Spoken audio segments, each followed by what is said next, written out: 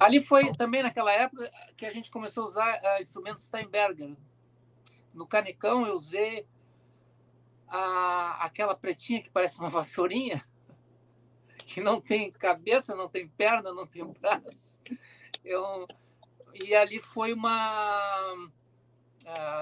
também foi uma coisa meio, em parte, brincadeira, tipo assim, a gente começar a usar instrumentos que não são os sagrados, as sagradas fora do eixo, né? Né?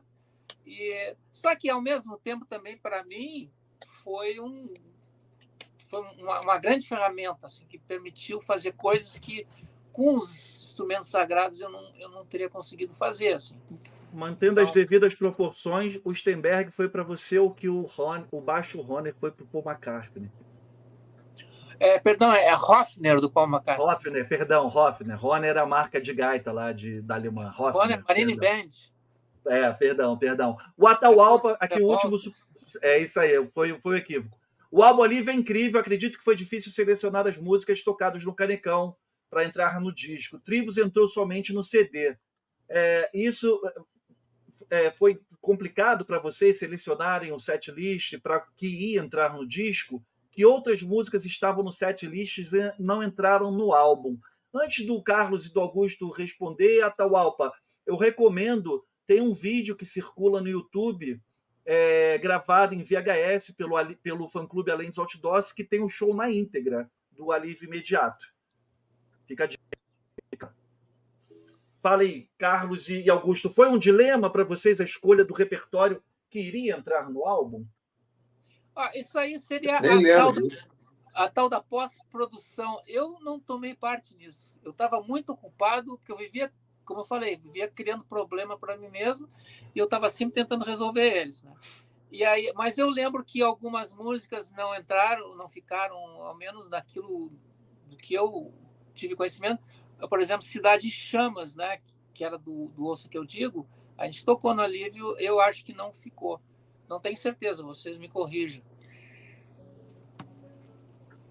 Eu não lembro também os critérios, né? Mas a gente deve ter ouvido que ficou melhor e tal, né? Tinham algumas músicas que tinham que constar, né? Que eram músicas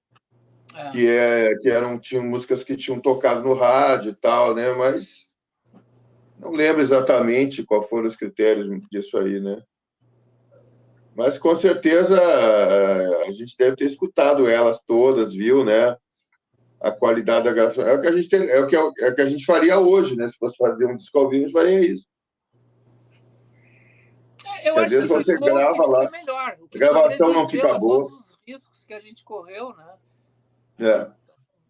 É o que acabou resultando. Uma coisa que eu quero perguntar para vocês... O nosso show era muito emocional, né? Muito. Eu estava ouvindo aí umas gravações agora, algumas coisas que fazia tempo que eu não ouvia e tal. Um show muito intenso, dramático, emocional e tal. Então, não é um show padronizado, assim, você está entendendo? É um show que cada noite ele saía de um jeito. E tinha noites que era genial, e tinha outras noites que era um desastre. E tinha músicas que ficavam excelentes numa noite e na outra já não ficavam tanto. Então, o fator emocional pesava muito no ao vivo do Engenheiro, sabe? Eu acredito que isso deve ter feito diferença também, né? Mas isso também faz parte de vocês até hoje terem essa ligação com a banda, né? Porque era tudo de verdade mesmo, era tudo acontecendo ali, era tudo real time, a gente estava sempre no limite, sempre estava dando o sangue, o máximo que a gente podia, e vivendo de verdade aquilo tudo. Então, assim, não tinha, assim... Olha, de todos os pecados que a gente cometeu, né? Cometemos alguns, né?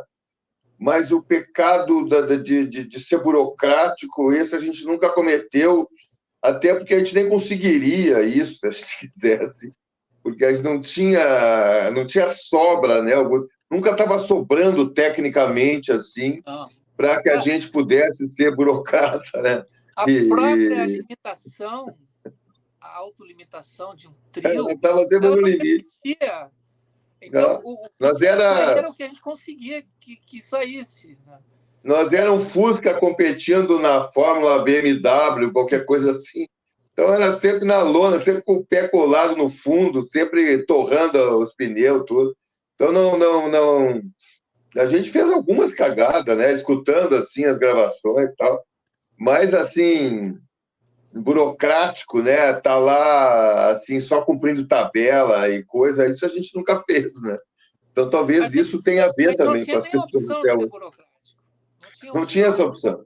Não tinha como fazer isso. Continua não tendo. Esse show que nós vamos fazer agora é a mesma coisa. Passou 30 anos, a gente pega onde deixou, continua exatamente a mesma coisa. Vamos ensaiar 3 dias para tocar esse show e vai ser do caralho, você tá entendendo? Pode ter certeza que quem estiver lá não vai esquecer disso tão cedo. Vai ser um acontecimento esse show.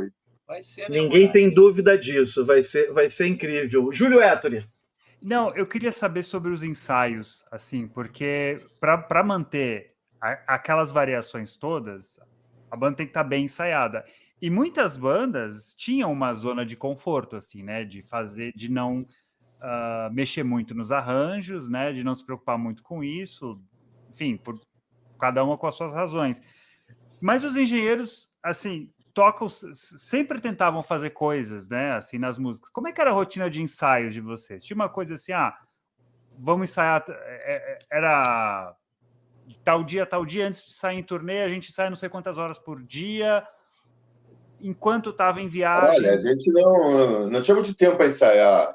Era na estrada direto. O Augusto falou disso hoje, né?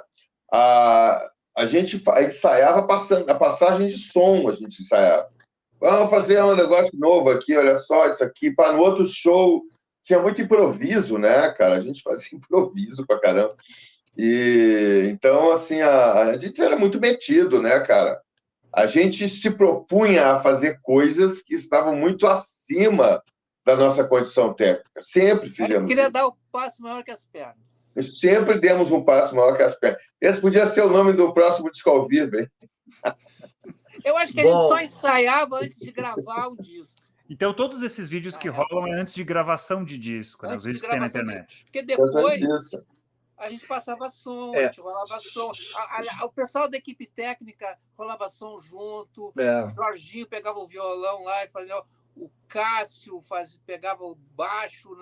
A gente fazia ali, e daqui a pouco, quando estavam os 3 juntos, ali, ali na coisa, vamos tentar fazer isso aqui, vamos tentar ligar isso aqui nessa. Assim que as coisas aconteciam, porque não tinha tempo. E nós estávamos já muito com o pique de estrada. A máquina, as engrenagens estavam muito azeitadas, muito firmes, assim. Então, e a criatividade o tempo inteiro, não dava tempo de estabilizar algumas coisas, né? Só complementando. A gente fez algumas cagadas, inclusive ao vivo, assim, errava assim, grotescamente. Mas tinha esse espírito de aventura, de estar entendendo, de uma coisa acontecendo. Não era assim aquele negócio lá, vamos lá, tá, que saco, tem um show. Nunca teve isso. Só complementando. Até porque era muito difícil.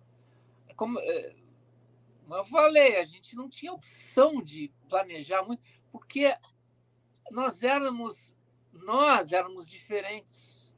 Nós éramos pessoas diferentes, de origens diferentes. Então, se a gente fosse combinar alguma coisa, não ia dar certo.